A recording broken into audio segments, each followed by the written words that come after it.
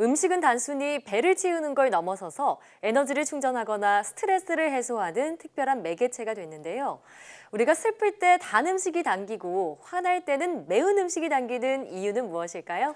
네, 오늘 생각연구소에서는 음식의 심리학에 대해 알아보겠습니다. 연세대학교 심리학과 이동기 교수와 함께합니다. 네, 교수님 안녕하세요. 어서 네, 오세요. 안녕하십니까. 네, 교수님 혹시 먹방 보시나요?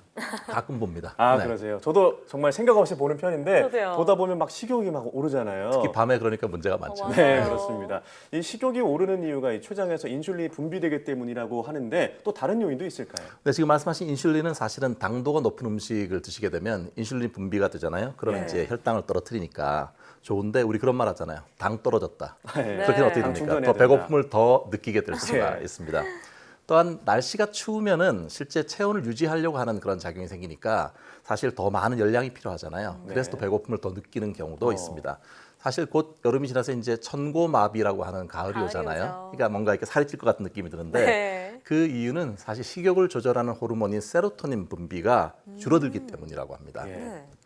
사실 가을이 돼서 이제 햇빛 받는 시간이 여름보다 줄어들게 되면은 체내 비타민 D도 줄어들게 되고요. 네. 또 지방 분해하는 속도도 느려진다고 하니까 참고하시면 좋겠습니다. 네.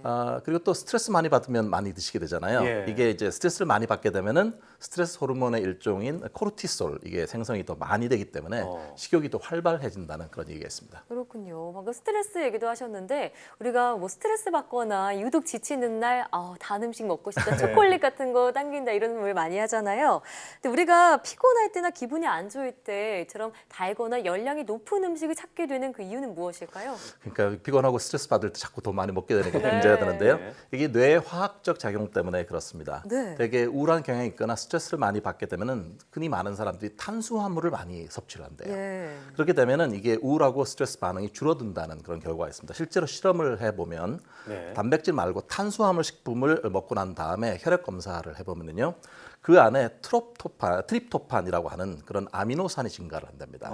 트립토판이 필수 아미노산 중에 하나인데요. 그렇게 되면 이게 이제 세로토닌 수치를 높여주는 거가 돼서 기분이 좋아지게 되는 거죠. 스트레스가 예. 좀 날아가게 되는 건데 사실 이제 저희가 이제 단 거를 많이 먹게 되는 거 있죠. 초콜릿 같은 거 예. 이런 경우는 단 거를 먹게 되면 코르티솔 호르몬 자체가 이게 그 수준이 떨어진다고 합니다. 그렇게 되면 이제 아무래도 기분이 뭔가 좋아지는데 이게 단기적인 효과만 있어요. 오랫도록 계속되는 거는 아니고요. 네. 예. 그다음에 이제 매운 거 드시는 분 있지 않습니까? 떡볶이 그렇죠. 같은 거 좋아하세요? 네. 떡볶이 같은 거? 매운 떡볶이 네네 좋아요. 그렇죠. 네, 스트레스 받을 때 많이 드시는데 네. 이게 이제 고추 안에 들어가 있는 캡사이신 같은 거가 있잖아요. 근데 이런 거를 이제 그 복용을 하게 되면은 사실 덜 먹어도 배가 부른 느낌이 금방 생기고요. 그다음에 또 하나는 그러니까 감각 자극 같은 것이 상당히 이제 활성화가 되고 또 그러다 보면은 뭔가 체온도 올려주고 땀이 나면서 거꾸로 매운 걸 먹으면 시원하다 이렇게 생각이 드는 거예요. 예, 그러니까 사람들이 스트레스 받을 때 이런 걸 좋아하게 되는 거죠. 네. 예, 뭐 기분이 좋아지고 활력이 좋아진다니까 뭐 심리적으로는 긍정적인 영향을 준다 이런 생각이 드는데요. 네. 자, 이렇게 음식을 먹으면 기분이 좋아지는 심리가 있을 이유가 뭘까요? 그 이제 연구를 한 걸 좀 찾아봤는데요. 네. 독일의 막스 플랑크 대사연구소의 헤이코 백스 교수 그리고 뭐 여러 가지 다른 그 공동 연구원들과 함께 다양한 국제 공동 연구를 실시했는데요. 음식을 먹게 되면은 기분 좋게 만드는 또 다른 호르몬인 도파민이 2번 방출된다라고 하는 결과가 밝혀졌습니다. 한 두 번도 번이요? 아니고 두 번이요. 네, 이게 2018년에 생물학 분야 국제학술진 셀 메타볼리즘에 나타난 그 발표된 논문인데요. 네. 연구팀은 12명의 이제 성인 남녀를 대상으로 양전자 방출 단층 촬영 펫이라고 하는 거를 예. 이제 실시를 했는데요. 이게 펫 장치에 누워 있는데 그 사람들한테 맛있는 그런 그 음료와 맛없는 음료 이런 것들을 이제 먹게 하고 그때 이제 뇌의 움직임을 살펴본 겁니다. 예.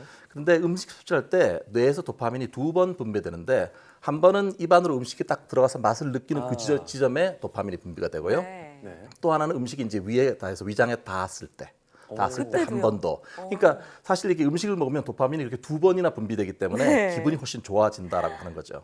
네. 제가 음식을 먹을 때 왜 기분이 좋아지는지 그 이유를 알았습니다.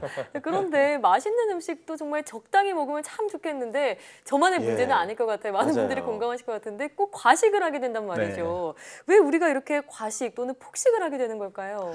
그러니까 아까 앞서 말씀드린 그 연구팀의 연구 결과가 이제 그 사람마다 필요로 하는 도파민의 그 적정량이 다르다고 합니다. 네.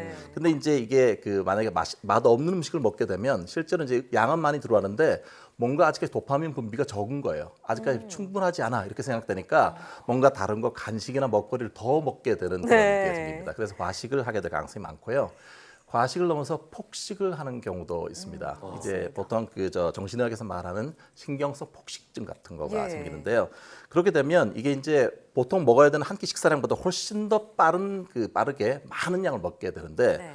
문제는 이게 이제 많은 경우에는 그 감정적인 그런 그 억눌림이나 이런 것들이 많아서 네. 상당히 네. 이제 긴장하거나 화가 나거나 그랬을 때 그 감정을 다스리는 하나의 어떤 그 부정적 대처 방식으로 많이 먹게 되는 겁니다. 네. 근데 문제는 그렇게 한 다음에 어떻게 합니까? 뭔가 살찔까 봐 두려우니까 뭔가 구토를 하거나 아니면 설사제를 먹거나 또는 운동을 과잉하거나 이런 문제가 생길 수 있으니까 조심해야 네. 되겠죠. 네. 자, 그러면 반대로 거식증도 있잖아요. 네네네. 이것도 심리적인 문제와 관련이 있을까요? 여러 가지 많습니다. 이게 뭐 대인관계, 부모와의 관계 문제도 있고, 근데 많은 경우에 거식증이나 폭식증 중에 중요한 요소는 뭐냐면 네. 자기 통제에 대해서 너무 강박적으로 생각하는 거예요. 아. 그래서 얼마 안 먹었는데도 불구하고 내가 너무 살이 쪘나 이런 생각이 드니까 네. 점점 안 먹게 되고 네. 사실 거식증 같은 경우는 영양사 상담도 해야 되고 예. 잘못하면 입원을 시켜야 될 정도로 위험할 수도 네. 있습니다. 아, 굉장히 민감해서 생기는 거군요. 네. 네. 자, 사실 이제 음식으로 스트레스 푸는 사람도 있지만 술 마시면서 스트레스 푸는 사람도 네. 많습니다. 맞아요. 참 현대인들에게 이제 빠질 수 없는 숙제인 것 같은데, 자, 음주도 이렇게 주위 사람에 따라서 심리적 영향을 받는다고 하는데 어떤 영향을 받나요? 생각보다 우리가 주변 사람들 많이 보고 서로 간에 네. 영향을 주고받는 것 같아요.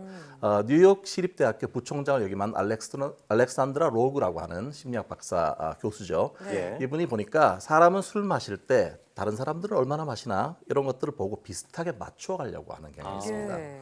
일종의 모델링 효과가 있다 이렇게 얘기를 하는 건데요. 뭐 내가 관찰하는 그 세상이 어떻게 하는가를 보고 그걸 따라한다는 그런 의미인데요. 심리학자 엘버트 반두라가 말을 했던 간접 학습 또는 대리 학습의 일환이라고 볼 수가 있습니다. 네. 만약에 이제 어떤 대학생이 있는데 네. 최근에 성적이 많이 떨어졌어요. 근데 가만히 보니까 그 대학생의 룸메이트가 술을 많이 마시는 거예요.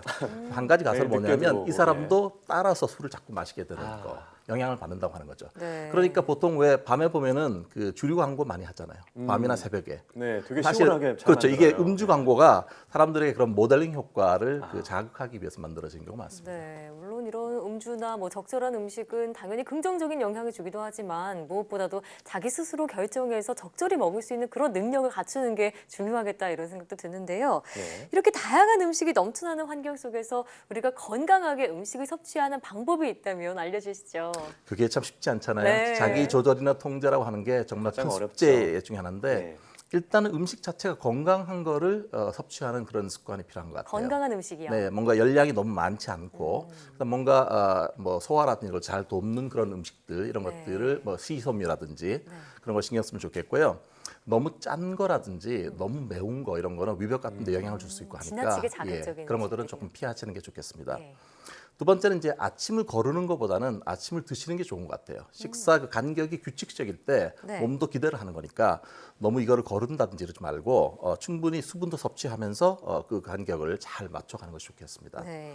그리고 또 하나는 이제 결국 스트레스 받으면 많이 먹잖아요. 맞습니다. 뭔가 단 거 매운 거 많이 하게 되는데 스트레스를 관리를 해야 되는데 식사 뭔가 많이 먹는 것도 하나의 이제 부정적인 대처 방식이거든요. 네. 근데 이거를 대체할 수 있는 다른 대처 방법을 고안하는 게 좋겠습니다.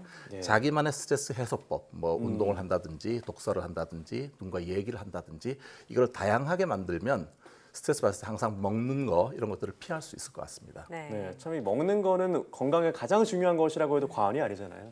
참 맛있게 먹는 것도 중요하지만 가끔 건강을 챙기는 것도 중요한 것 같습니다. 네. 네, 오늘 말씀 고맙습니다.